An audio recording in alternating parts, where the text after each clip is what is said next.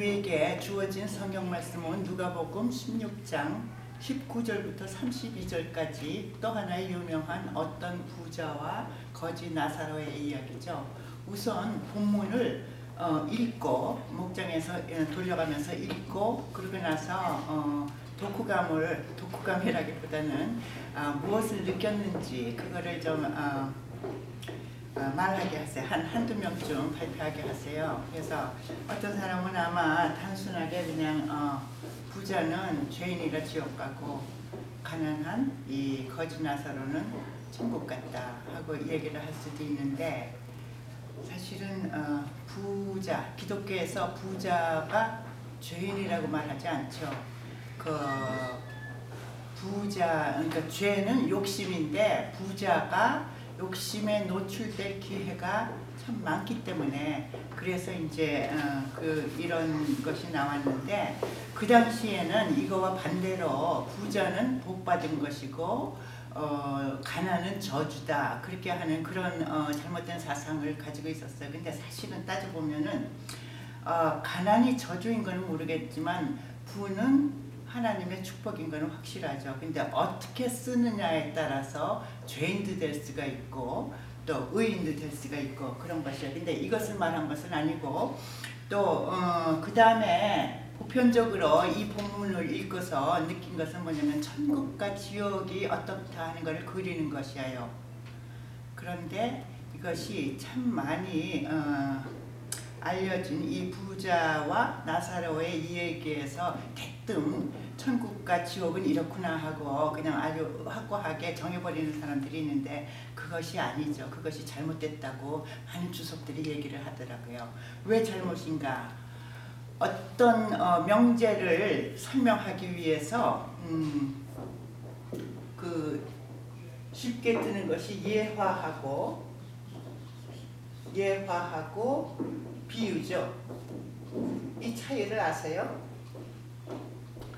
예화는 실제로 있었던 일을 그 명제에 이렇게 적용을 시켜서 이해를 돕게 하는 것이고, 비유는 지어낸 얘기예요. 그 명제에 알맞게 만들어낸 말이거든요.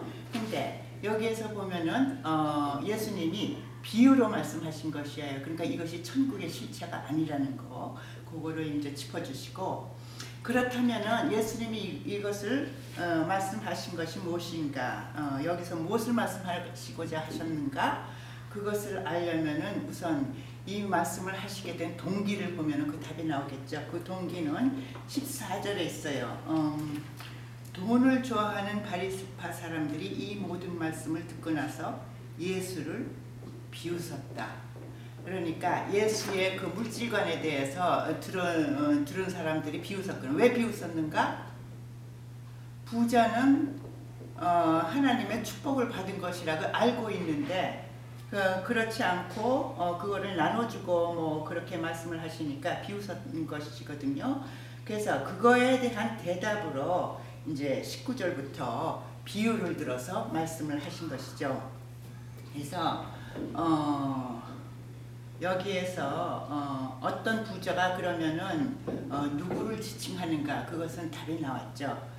보면은 영적 특권만 누리는 그리고 의무는 무시하는 바리새파 사람들, 14절에 나온 그 비웃은 사람들을 상징한 것이죠.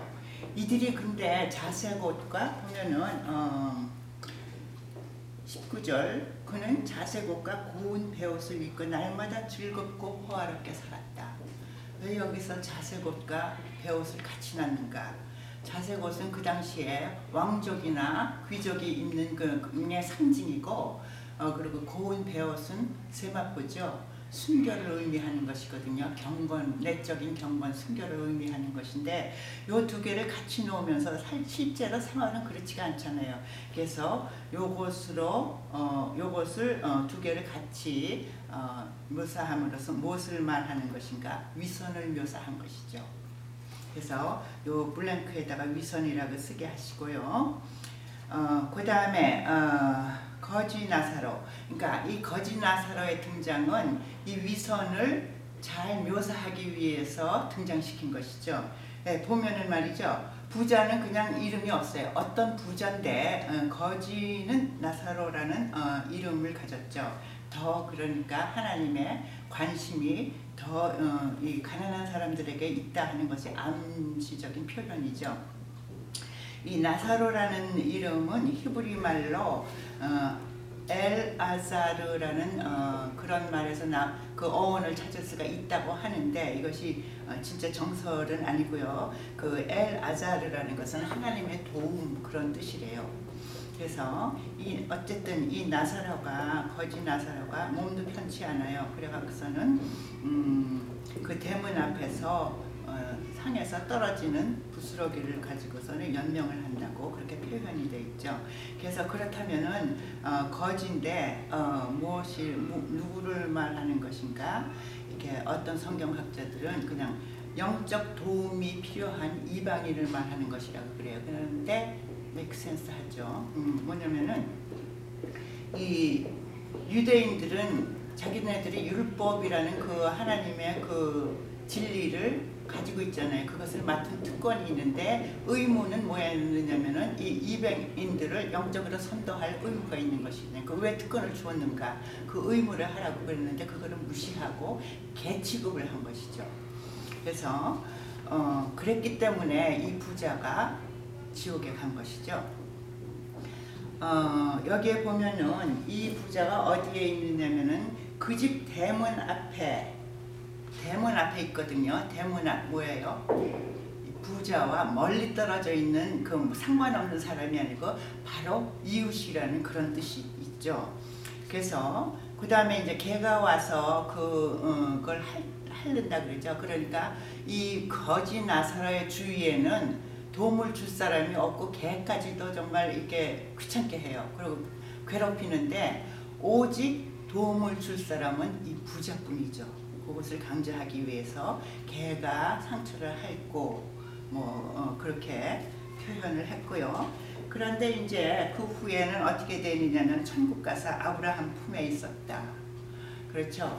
그래서 이 아브라함 품에 있는 것은 이 사람들은 자기네들의 특권인 것을 알아서 자기네들은 천국 가면은 아브라함의 조상이기 때문에 천국에는 아주 마땅한 혈통으로 가는 줄 알았는데 그것이 아니라는 것이죠. 누가복음 3장 8절에 보면은 침례 요한이 예수님 나오시기 전에 이제 이 자기네 민족들을 회개를 시키려고 그렇게 설교를 하죠. 그랬을 때 뭐라 그러냐면은 너희들이 아브라함의 조상이라고 자꾸 하느냐? 웃기지 말아라.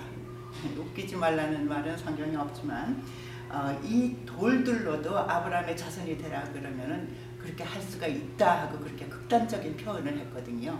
그것이 뭐냐면은 이제는 예수님이 오신 후에는 혈통으로가 아니고 그러고 믿음으로 간다. 그래서 여기에서 아브라함의 품에 안겨 있다는 것은 이제 예수님이 오신 후에는 그 영적인 영적인 아브라함의 자손은 모든 이방인 성도들이다 하는 것을 나타내는 것이죠.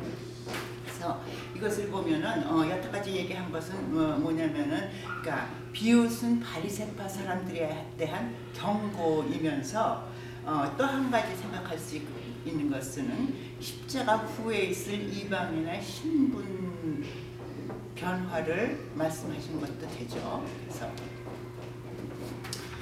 거기까지가 그러니까 오늘 본문 전반부의 얘기고 그 다음에 사후에는 반전이 일어나죠. 하나님의 계명대로 살지 않은 경우과에 아까도 말씀드린 것 같이 부유한 것이 하나님의 축복이라고 성경에서는 말하고 맞아요. 그런데 그것을 청지기의 그 삶을 살면은 청지기의 삶을 살라고 그것을 부를 주신 것인데 그렇지 않고 그것을 자기가 소유주로 생각을 해요. 왜 그러느냐? 죄인 욕심이 부자를 소유주로 만드는 것이죠. 그래서 이 사람은 어떻게 됐어요? 지옥에 간 것으로 묘사되죠. 그래서 너무 뜨거우니까 이 혀끝에 물 한 방울이라도 좀 시원하겠다. 그 정도의 고통, 극심한 고통을 받고 있는데 뭐라 그래요? 아브라함이 25절 얘야 되돌아보아라. 내가 살아있을 동안에 너는 온갖 호사를 누렸지만 나사로는 온갖 괴로움을 겪었다 하고 이렇게 표현을 하죠. 그러니까 이 뭐냐면은 네가 어떻게 살았는가에 따라서 그러니까 천국에 산이 주어지든지 뭐 지옥에 불이 주어지든지 그것이라는 것이죠. 그래서 대문을 열고 도움을 줄 수 있는 기회가 사실은 있었죠. 이 세상에는 기회는 이 세상에만 있고 그 다음에 천국에서는 결과뿐이라 하는 그런 얘기가 나오는데 이 세상에서는 이 세상에서도 그 커다란 구렁텅이가 있어요. 그것이 뭐냐면은 대문이었었죠. 근데 대문을 열 기회는 있었어요. 누가 열어요? 가난한 나사로가 아니고 부자가 열 기회가 있었지만 그것을 안 했기 때문에 지옥에 간 것이죠. 그래서 짧지만 넘지 못할 선이 있는데 오직 그 선을 이렇게 없애버리는 것은 부자만이 할 수 있는 것이다. 이것이 이 세상에서 주어진 기회죠. 그 다음에 또 뭐냐면은 자기는 그러면 이렇게 됐지만 형제들을 생각하면서 그 사람들에게 나사로를 보내서 가서 하면은 그 사람들은 믿고 이런 고통을 당하지 않을 것이라 하는 그런 내용이 27절부터 28절에 있죠. 그렇지만 그것도 노 했어요. 왜 그러냐면은 모세와 예언자들의 말을 듣지 않았잖아요. 그러니까 그 당시에 모세는 뭐예요? 율법을 받은 사람이죠. 율법 플러스 예언은 뭐예요? 구약 성경이죠. 그 당시에는 구약 성경만 있었잖아요. 그러니까 성경에 쓰인 것을 안 믿는 사람이 그러니까 그렇게 성경대로 살지 않은 사람은 구원이 없다 하는 얘기를 하시는 것이고, 그리고 그러면은 나사로가 살아나서 가서 말을 하면 믿을 것이다. 그렇게 해주십시오. 그러니까 그것도 단호히 거절하죠. 왜 그래요? 기적을 보고 믿지를 않는다. 31절을 보면은 죽은 사람들 가운데 누가 살아난다고 해도 그들은 믿지 않을 것이다. 그렇죠. 왜 그런가? 실제로 나사로라는 이름의 마리아와 마르다의 그 오빠죠. 그러니까 살아났었죠. 그랬을 때 그것을 본 사람들이 많이 믿었어요. 이 유대인들은 그것을 보고 이렇게 죽은 사람을 살리는 그러한 엄청난 기적을 하는 사람을 죽여버려야겠다 하고서는 더 십자가에 달 음모를 꾸민 것이었고요. 그 다음에 또 실제로 예수님이 부활하셨는데 여전히 믿지 않잖아요. 그래서 결과는 무엇이었냐면 기적을 보고 믿지 않고, 기적은 그저 믿은 사람에게 그 믿음을 확실하게 조금 더 증거할 수 있는 그런 효과는 있을 것이다 하는 그런 내용이고요.